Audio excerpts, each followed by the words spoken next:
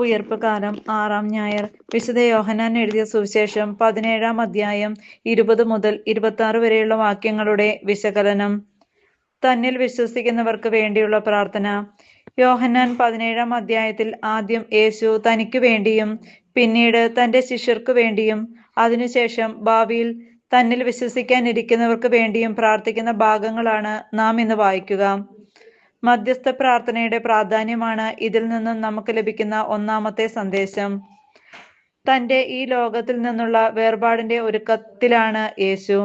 ശിഷ്യന്മാരുടെ പാദങ്ങൾ കഴുകൽ, മഹത്വീകരണ പ്രഖ്യാപനവും സ്നേഹത്തിന്റെ പ്രമാണം, തുടർന്ന് അല്പസമയത്തേക്ക് കാണുകയില്ല, വീണ്ടും നിങ്ങൾ കാണും എന്ന അന്ത്യപ്രഭാഷണം, മുന്തിരിച്ചെടിയുടെ ഉപമയിലൂടെ ഐക്യത്തിനു വേണ്ടിയുള്ള അന്യോപദേശം, ലോകത്തിന്റെ വിദ്വേഷത്തെക്കുറിച്ചുള്ള മുന്നറിയിപ്പ്, ഇന്നത്തെ സുവിശേഷ ഭാഗം അടങ്ങുന്ന പുരോഹിത പ്രാർത്ഥന, തുടർന്ന് ഈശോയുടെ പീഡാനുഭവവും മരണവും എന്നിങ്ങനെയാണ് 13 മുതൽ 18 വരെയുള്ള അധ്യായങ്ങളിലെ യേശുവിന്റെ അന്ത്യദിനങ്ങളുടെ വിവരണം.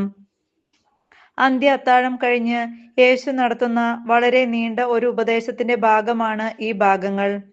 ലോക അവസാനം വരെ തന്നിൽ വിശ്വസിക്കാനിരുന്ന ഓരോ വിശ്വാസിയുടെയും സുരക്ഷിതത്വവും ഐക്യവുമാണ് ഇന്നത്തെ പ്രതിപാദ്യ വിഷയം.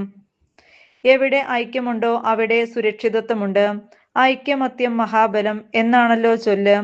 മുന്തിരിച്ചെടിയും ശാഖകളും എന്ന ഉപമയിൽ ഈ അസുലഭ സന്ദേശം തന്നെയാണ് യേശു നൽകുന്നത്.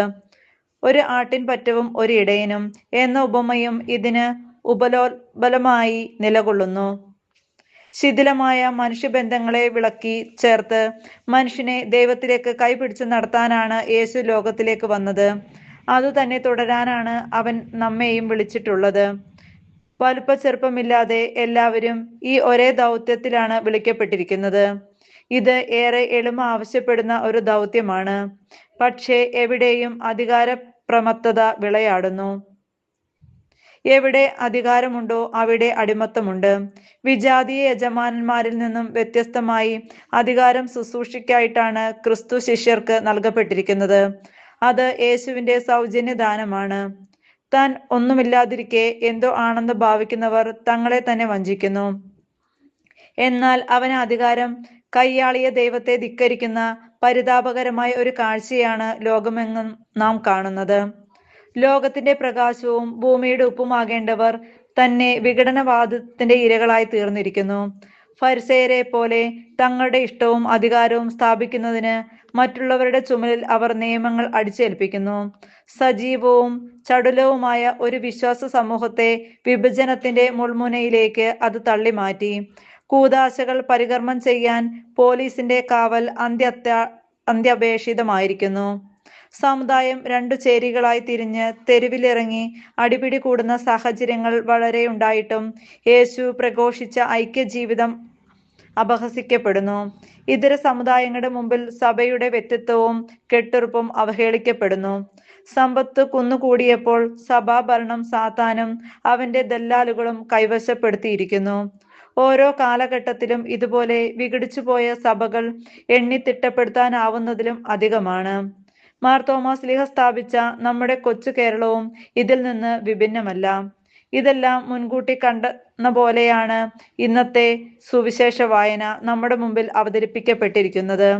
അവരെല്ലാവരും ഒന്നായിരിക്കാൻ വേണ്ടി പിതാവേ, അങ്ങ് എന്നിലും ഞാൻ അങ്ങിലും ആയിരിക്കുന്നത് പോലെ അവരും നമ്മിൽ ആയിരിക്കുന്നതിന് വേണ്ടി ഞാൻ പ്രാർത്ഥിക്കുന്നു. ത്രിയേക ദൈവവുമായി കൂട്ടായ്മയില്ലാത്ത ഏത് സമൂഹവും ഭിന്നിക്കപ്പെടും. മാമോദീസയിലൂടെ പിതാവിന്റെയും പുത്രന്റെയും പരിശുദ്ധാത്മാവിന്റെയും നാമത്തിലുള്ള ഒരു കൂട്ടായ്മയിലേക്കാണ് സഭാമക്കളായി നാം വിളിക്കപ്പെട്ടിരിക്കുന്നത്. പിതാവിന്റെയും പുത്രന്റെയും ഐക്യം സഭാ അംഗങ്ങളുടെ ഐക്യത്തിന്റെ മാതൃകയാണ്. നമ്മുടെ വിശ്വാസത്തിന്റെ ഉറവിടവും ഈ ത്രിത്വക കൂട്ടായ്മയാണ്. യേശുവിന്റെ പുത്രത്വത്തിന്റെ പങ്കുചേർന്ന് ദൈവപിതാവുമായി പിതൃപുത്ര ബന്ധത്തിൽ ഒന്നായിരിക്കേണ്ട സമൂഹമാണ് സഭ. അങ്ങനെ ദൈവപിതാവുമായി മക്കൾക്കടുത്ത സ്നേഹബന്ധത്തിൽ, പരസ്പരം സഹോദരങ്ങൾക്കടുത്ത സ്നേഹബന്ധത്തിലും ഐക്യത്തിലും ഒന്നായിരിക്കേണ്ട സഭയെക്കുറിച്ചാണ് നാം ഇന്ന് ആത്മാർത്ഥമായി വിചിന്തനം ചെയ്യേണ്ടതും വിട്ടുവീഴ്ചയോടെ തിരുത്തലുകൾ വരുത്തേണ്ടതും. സഭയുടെ കൂട്ടായ്മയും ഐക്യവും ലോകത്തിന് സാക്ഷ്യമായി തീരുമ്പോഴാണ് പിതാവിലേക്കും പുത്രനിലേക്കും അവർ ആകർഷിക്കപ്പെടുക. നിങ്ങൾക്ക് പരസ്പര സ്നേഹമുണ്ടെങ്കിൽ നിങ്ങൾ എൻ്റെ ശിഷ്യന്മാരാണെന്ന് അതുമൂലം എല്ലാവരും അറിയും. നോക്കൂ, അവർ എങ്ങനെ സ്നേഹിക്കുന്നു എന്ന ആദിമ ക്രൈസ്തവ സമൂഹത്തെക്കുറിച്ചുള്ള സാക്ഷ്യം ഇതിനെ സാധൂകരിക്കുന്നു.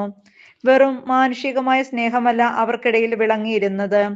പൗലോസ്ലീഹ പറയുന്നത് പോലെ നമുക്ക് നൽകപ്പെട്ടിരിക്കുന്ന പരിശുദ്ധാത്മാവിലൂടെ ദൈവത്തിന്റെ സ്നേഹം നമ്മുടെ ഹൃദയങ്ങളിലേക്ക് ചൊരിയപ്പെട്ടിരിക്കുന്നു. യേശു തനിക്കും ശിഷ്യർക്കും ഭാവി വിശ്വാസ സമൂഹത്തിനും വേണ്ടി പ്രാർത്ഥിക്കുന്ന ഈ ഭാഗം ഓരോ ക്രൈസ്തവന്റെയും പ്രാർത്ഥനയുടെ മാതൃകയാണ്. മധ്യസ്ഥ പ്രാർത്ഥനയിലൂടെ ദൈവത്തിന്റെ രക്ഷാകര പ്രവൃത്തിയിൽ പങ്കുപറ്റാനുള്ള വരത്തിനായിട്ടാണ് നാം പ്രധാനമായും പ്രാർത്ഥിക്കേണ്ടത്. നമ്മുടെ ഭൗതിക ആവശ്യങ്ങൾക്ക് വേണ്ടി മാത്രം പ്രാർത്ഥിക്കുന്നല്ലാതെ ദൈവേഷ്ടം എന്നിലും ഞാൻ ഭരമേറ്റിരിക്കുന്ന സമൂഹത്തിലും നടമാടി കാണുന്നതിനു വേണ്ടി പ്രാർത്ഥിക്കുമ്പോഴാണ് അതൊരു യഥാർത്ഥ പ്രാർത്ഥനയായി മാറുന്നത്. ഐക്യവും സ്നേഹവും ഉള്ളിൽ വന്നു നിറയുമ്പോഴാണ് ഇത്തരത്തിൽ പ്രാർത്ഥിക്കാൻ നമുക്ക് കഴിയുക. മനുഷ്യനോടുള്ള സ്നേഹത്തെ പ്രതി അനുരഞ്ജനവുമായി നമ്മുടെ മധ്യത്തിലേക്ക് ഇറങ്ങി വരുന്ന ദൈവം മനുഷ്യബുദ്ധിക്ക് അതീതമായ ഒരു വലിയ രഹസ്യമാണ്. അതാണ് സഭയുടെ ഏറ്റവും വലിയ പ്രാർത്ഥന.